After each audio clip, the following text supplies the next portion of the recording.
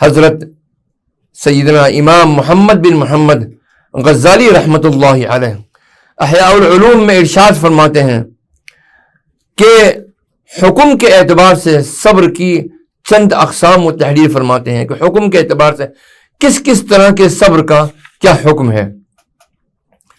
تو آپ فرماتے ہیں کہ حکم کے اعتبار سے صبر کی 4 قسمیں ہیں. پہلی قسم ہے فرض، دوسری قسم ہے نفل، تیسری قسم ہے مکروہ اور چوتھی قسم ہے حرام. ممنوعہ کاموں سے یعنی حرام کاموں سے صبر کرنا یہ صبر فرض میں داخل ہے، جیسا کہ گناہوں سے صبر کرنا یعنی گناہوں سے بچنا. ناپسندیدہ امور پر صبر کرنا نفل ہے.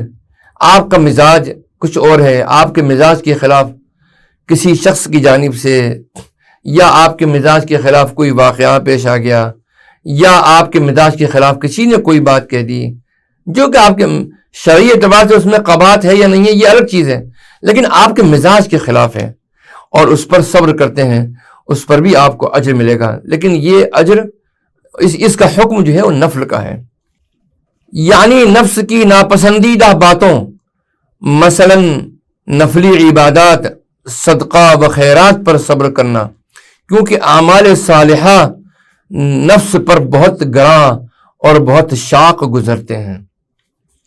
شرعی طور پر ممنوع اذیت پر صبر کرنا ممنوع ہے، جیسے بلا وجہ کسی شخص یا اس کے بیٹے کا ہاتھ کاٹا جائے اور وہ اس پر صبر کرے اور خاموشی اختیار کرے تو یہ جائز نہیں ہے. یہ صبر کی یہ نوعیت حرام کے ممنوع ہے. اس پر خاموشی اختیار کرے تو یہ صبر حرام ہے. اور جو صبر ایسی اذیت پر ہو جو شرعی طور پر مکروہ طریقے سے پہنچے اس پر صبر کرنا بھی مکروہ ہے.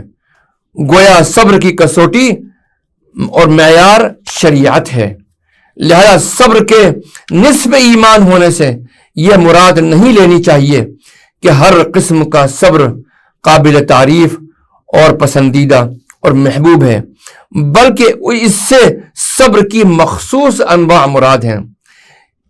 اللہ تعالی ہم کو صحیح معنی میں صبر کو سمجھنے اور صبر کرنے کی توفیق عطا فرمائے.